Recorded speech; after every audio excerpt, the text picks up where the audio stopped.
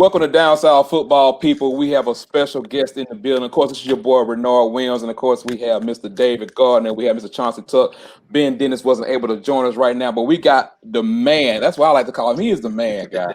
I'm telling y'all, man, if y'all like anything about film, if y'all like anything about breaking stuff down, for Georgia, for the Bulldogs, we got our boy Brooks Austin from Sports Illustrated in the building from at Dogs Daily SI. Brooks, how you doing tonight, man? I'm doing good, man. Just had some dinner. We got a sleeping baby right now. We don't have a woke monster, but here in about a couple minutes, man, you never know with them babies, man. They might pop off at any second. But no, I'm doing good, gentlemen. Glad to be here tonight. Well, man, we appreciate you, but definitely, man, y'all follow Brooks, man, at Brooks Austin SI. If you see right there, check him out on SI.com. He's a recruiting analyst for them also, and at SI All American. Love the completeness of the SI 99, by the way. And also, you want to help my man out, hit him on his Patreon site, man, patreon.com/Brooks Austin, man, because the guy knows it all, man. Anything y'all want to know about Georgia and really just SEC, really just football in general, y'all can just hit him up and talk to him about it. But let's start with a little recruiting news before we move on the field. Georgia is known for their dominance in recruiting over the past few years, bringing it up with Kirby and everything else. Talking about some of the prospects that's already committed, Brock Vandegrift, Michael Morris, and those kind of guys like that. What's your sense of Georgia class right now before we start talking about some of the other uncommitted prospects? Yes, I mean, in 2020, they took this kind of national mindset about it. They were just going to go out nationally and grab some of the best prospects they could all across the country. They went out to Arizona and got prospects like Keely Ringo, went to Las Vegas and got a guy like Darnell Washington, went up to Clovis, California and brought in Kendall Milton. So really focused on a national brand, kind of going out and getting best prospects all across the country. In 2021, I think their first 7 commitments of that class were in-state kids, guys like Jonathan Jefferson, guys like Micah Morris, guys like Brock Vandegrift, really pounding the state in 2021, and then kind of picking and choosing the national prospects they wanted to grab. A guy like Brock Bowers out from California, who I think is the best tight end in 2021, just in terms of the modern style of tight end, that split tight end that can really be a mismatch and a creator out there. And then you go all across, like Dumas Johnson, a linebacker from Maryland. I mean, they kind of picked and choose where they were going to go in terms of out of state. A lot of people would say they missed on some prospects in 2021 so far. I mean, James Williams was high on their board, as was most people's board, Clemson and Bama included. He chooses Miami. So they've missed here and there, but they've got a really strong chance to finish out this 2021 class like Kirby Smart always does. A lot of people don't realize, everyone talks about the last 3, recruiting titles that they've won there at Georgia, but it's really been about late finishes, like really finishing strong in the last couple of classes. And I think they've got an opportunity to do that exact same thing in 2021 with the guys that they've still got on their board that are left uncommitted, that one of them's supposed to fall tomorrow in Amarius Mims. And I think Georgia's got a great shot at landing that 6'7" monster from Bleckley County High School. So just an opportunity to finish strong, but really kind of reshaping and remodeling just a little bit the approach in which they're going to recruit. And what a time to do it, right? If you're going to focus any of your time on in-state kids, and they didn't know it was coming, obviously, but COVID hit, and now they can't be taking the private jets. I think they spent $3.5 million in recruiting and travel expenses in the fiscal year of 2019 and 2020. So this year it's going to be, a fraction of that in comparison. So just, optimal timing if you're Kirby Smart to just be pounding the in-state kids. Okay. I got another question about what I like to call the uncommitted. They're publicly uncommitted. I'll say that. Publicly uncommitted prospects. One you just mentioned, Amarius Mims tomorrow. I'm definitely looking at it definitely being a Georgia lean. And what's your thoughts on Small Munden? Like I kind of feel like they're in the same boat, but that could be just me reading Twitter leads and everything else. Yeah, it is you reading Twitter leaves. I'll be honest with you, Renard. I've spoken with Smile. Smile is one of the more interesting prospects I've ever covered, just because you don't know. I mean, you really don't know about that what the kid's thinking. I mean, he's an introvert, really. He's not really outgoing. He's not really outspoken. You talking about a tight-knit group around him. you can't get in close on Smile Mondon. The only people he really lets in are, his high school coaches and the recruiting coordinators that come see him. That's about it. Those are about the only individuals that have actually spoken to Smile Mondon recently. And I think he's just that way. Like when you go talk to him about what he wants to do with his life, he wants to be a fashion designer. Like that's what he wants to do. He wants to play football and create his own line of clothing. Like that's how interesting this young cat is. And honestly, I couldn't tell you if there's a lean either which way. Whether or not he's connected to Marius Mims, I don't believe so. That's just Twitter talking. I mean, honestly, Right. if you ask my opinion, I don't even know if those two have ever met in person because, again, another interesting thing about Smile is he's never been to a camp, never went on campus to a camp, never went to an MVP camp, never went to a Rivals camp, never went to a 24/7 camp, never went to a Dex Preps camp, nothing like that. All he did was play high school football, run track, and hang out with his friends and work out and lift weights. That's it. That's what kind of kid this guy is. And that's why I think he's just one of the biggest wild cards in this 2021 recruiting cycle. And he's one of the best players in this 2021 recruiting cycle. But as far as which way he's leading, brother, I ain't got nothing for you there. And I don't think anybody does. If anybody tells you they know where he's going, they're full of crap. Because I genuinely don't think that kid knows where he's going right now. Right. Dave or Tuck, y'all got any recruiting questions for Brooks? As far as recruiting, I don't really have any recruiting questions. Mine's going to come maybe in a couple minutes when it gets more team specific stuff. Okay, what about you, Tuck? Basically, what is your predictions for the rest of the class? After how many commits they? So they're at already? 15 right now. I think they could finish with anywhere from 2020 or 22 to 23. How they're going to get to 23, I don't know. Because if you think about it, I'm blanking on his name. Jamie Newman counts in this class. Trey McKitty counts in this class. A couple of more transfers that they've gotten in that 2021 recruiting class count for this year's scholarship total. So where they're going to find room to add 8 guys is going to be the question. Amarius Mims name we're going to find out tomorrow, and I think he's going to end up committing to Georgia. We got a guy like Nyland Green at Newton High School. They're going to make room for him if he wants to go. Xavier Sori, Terry and Arnold. Those two are a package deal. Another package deal you got to look for, Corey Foreman and Mason Smith. Those guys are package deals. And I think Georgia's got a really good shot. Not a great shot, but a decent shot. They're in the running for those two guys because everyone thinks they're going to LSU. And here's the deal, gentlemen. LSU's already lost to Missouri and Mississippi State already this year. They've got 2 losses. They've yet to play Florida, A&M, Auburn, or Alabama. Like, it could get really ugly for LSU this year, not only in their SEC schedule, but on the trail as well. So, and a lot of the reason that people are counter recruiting at Georgia at this point, I believe, is a lot of the schools like LSU and Alabama are going and talking to these defensive linemen and saying, look, Georgia hasn't had a first-round draft pick on the defensive line since the early 2000s. I think David Pollock was really David Pollock and maybe like Lorenzo Carter, but folks will tell you he's an outside linebacker, right? They don't even try to – this counter-recruiting doesn't tell the full story. I mean, he plays defensive end. He's an edge rusher, but these coaches like Nick Saban, when they go into these buildings and they go into these houses when they could, they would be using this type of stuff and this type of data. So the counter to that is Georgia's leading the SEC in sacks right now.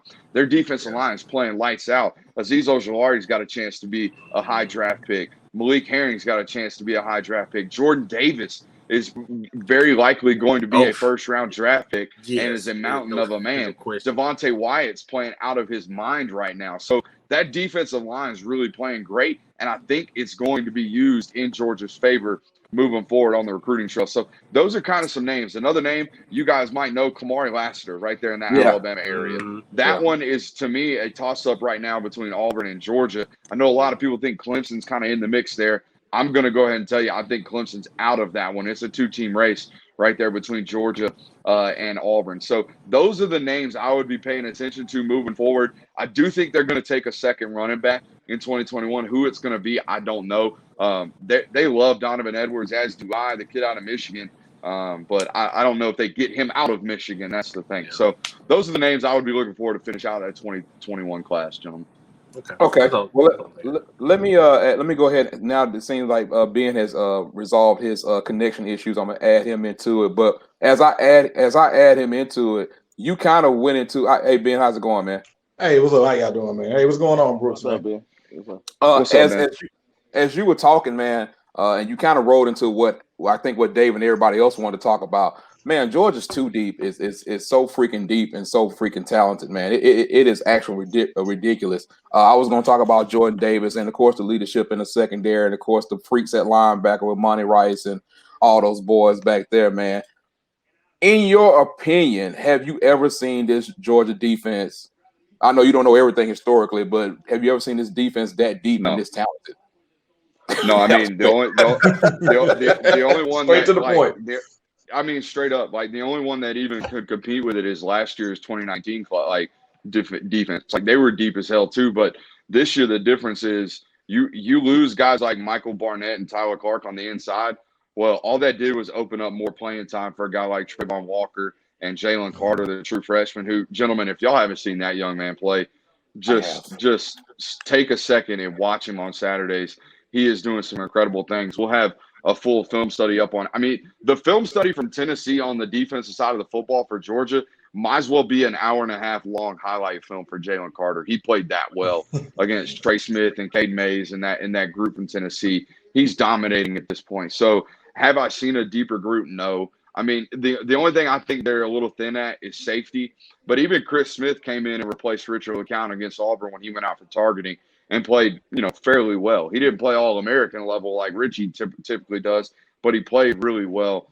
So no, I don't think there's a deeper group in the country on the defensive side of the football. People will throw Clemson at me, but Clemson's starting two freshmen, one at defensive end and one at defensive tackle.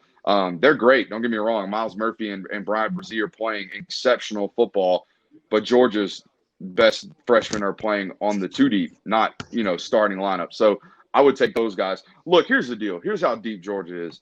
Quay Walker might be an All-American caliber linebacker, and he plays every other series at linebacker because Monty Rice and Nakobe Dean are that good. Like, I think if you asked any SEC team, apart from perhaps Bama, could Quay Walker start for your team at linebacker, they wouldn't even let you finish the sentence before they say yes. He's that good. I mean, he's 6'3", 240 pounds and runs like a deer.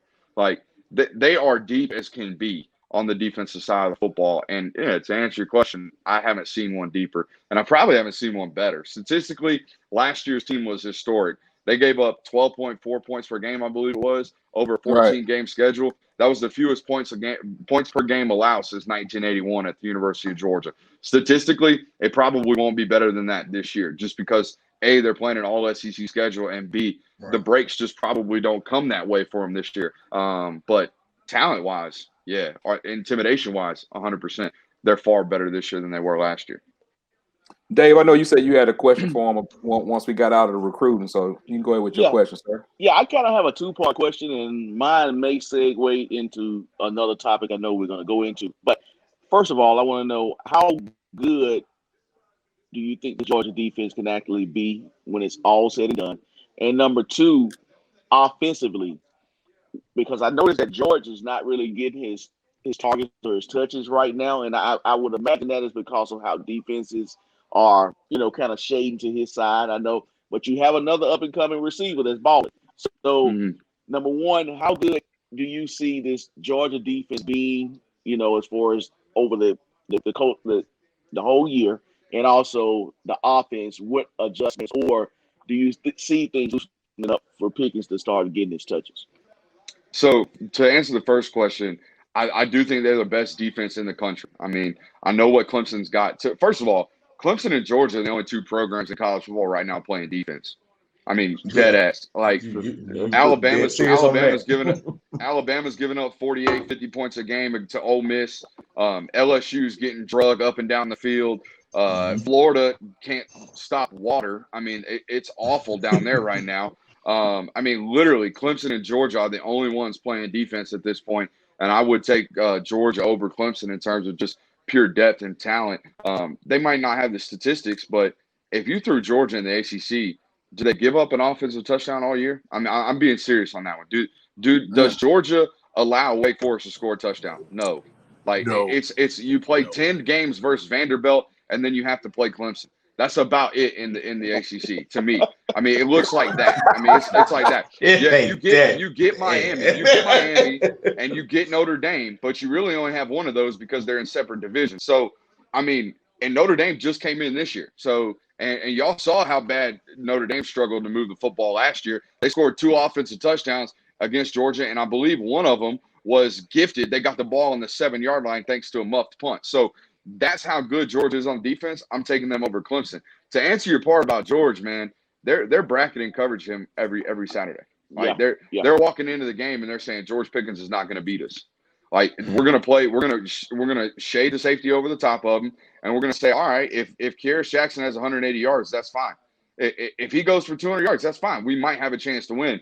But if George Pickens goes for $150 and Kyrus Jackson goes for 80, 95 yards, we're in big time trouble. We're not stopping Georgia. So that's what's happening right now. I don't know. Maybe Alabama, like Surtain, maybe he just follows Pickens and then they play a too high shell. I don't really know what Alabama's going to do to him on Saturday. So I think this Saturday is a real indication of whether or not teams truly believe they can just leave Pickens on a one-on-one island with their corner. If Patrick Surtain can't do it, nobody's doing it. If they don't trust Patrick Surtain to go out there and play one-on-one with George Pickens, ain't nobody in this conference going to do it, not even Derek Stingley Jr. So we'll see. That's the main thing. Is George Pickens getting off this year? Probably not. But, if Kyrus Jackson keeps going out for 110 yards, if Jermaine Burton starts to get loose for Georgia, then, you're going to have to stop putting everybody in one-on-ones as long as one of those other guys demands a little bit of safety help. But until then, no, you're going to see bracketed coverage the rest of the season. Yeah, and that's what I brought up last night on the recap show. I mean, everybody's wondering what happened with Pickens, while, he wasn't getting that many touches or getting that many targets. Well, for one, it's a safety before snap, pre-snap. It's a safety right there over on Pickens' side every play. The reason why he got that long, one of the reasons why he got that long touchdown against Auburn was Peters had drifted because Smoke Monday got knocked out of the game for targeting, so that helped out. So when Peters got into the game, his head went with the quarterback. I can't remember his name. It's very. No, he actually. I know what you're talking about. This is what makes Todd Monken so good. They went 3-by-1 and with Pickens on the single side, and then took James Cook and ran him in jet motion, and it pulled the safety. So as soon as the safety pulled, Stetson knew he had a one-on-one shot to Pickens. They're going to take that every time. If Pickens is in a one-on-one situation, they're giving it to him. Right, and McCree is a pretty good DB. So and he thought he had over-the-top help, but like you said, when he put the running back Cook in motion, you got to go out there and guard him. So that's what some of the stuff that Todd Monken will probably bring out this weekend, because putting somebody in motion, so George will probably get some of those one-on-one looks. So I just want to know, if you, as far as this weekend, what are you going to see something that what's some of the stuff you might see the Georgia defense prepare for at Alabama, because it's a gauntlet. Alabama. Yeah. So yes. I think if Georgia's got any shot to win on Saturday, they've got to figure out a way to stop Najee Harris with only 5 defenders in the box. They're going to have to play an extremely light box to make sure that wide receiver core, which is the best in the country, I truly believe. When you got Devontae Smith, Jalen Waddle, and this what's his name? Metcalf? Yeah, where in the hell did this kid come from? Because my God, he's gone for like 300 yards. I mean, from what I was listening to, and I think Todd Blackledge in that group do a great job when they call football games. From what it sounds like, Mac Jones and this Michi kid have been on practice squads together for the last 2 years. So their rapport is just really, really good.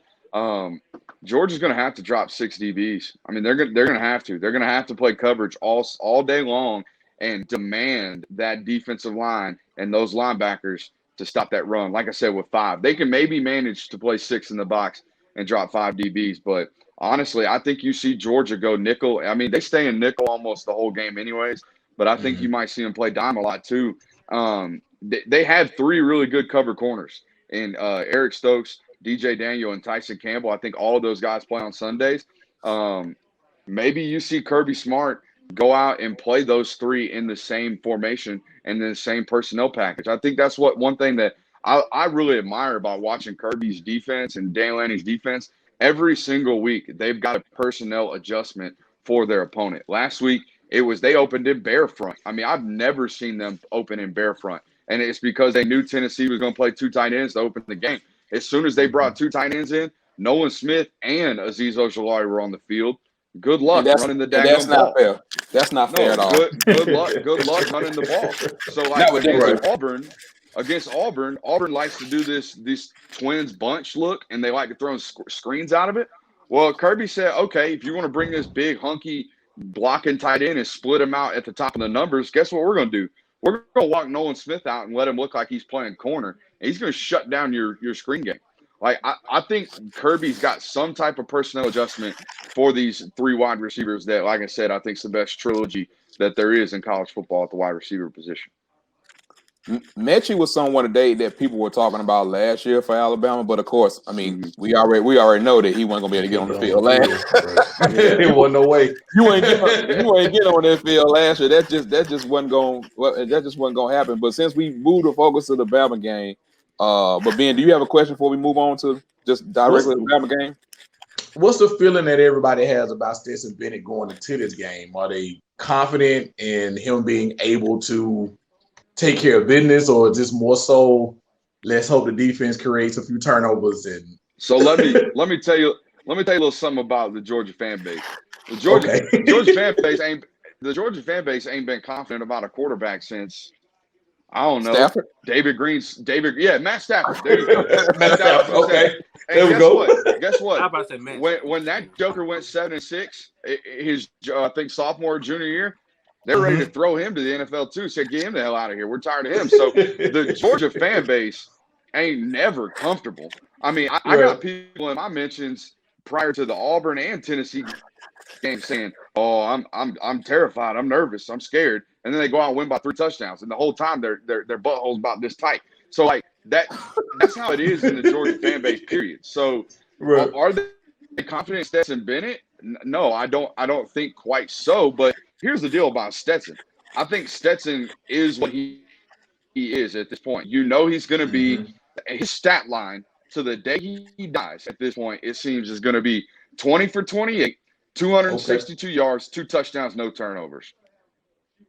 That's what it's going to be. Like, is that enough to get into a scoring battle with Alabama and come out with a win? I don't know. That's what, to me, that's why you saw DeJuan Mathis get the chance to start in the first game, because it's a ceiling versus floor discussion. Is DeJuan Mathis' ceiling high enough to beat Bama? 100%.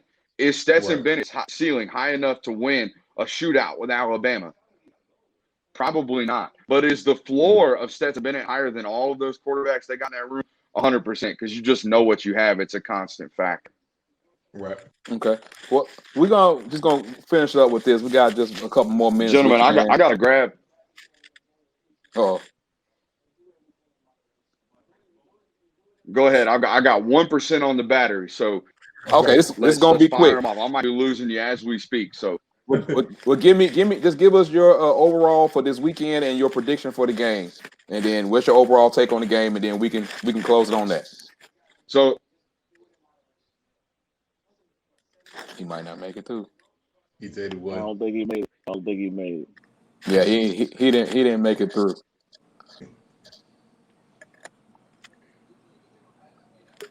Okay, he came back. Hold on. Let's see here. Got you back. Okay.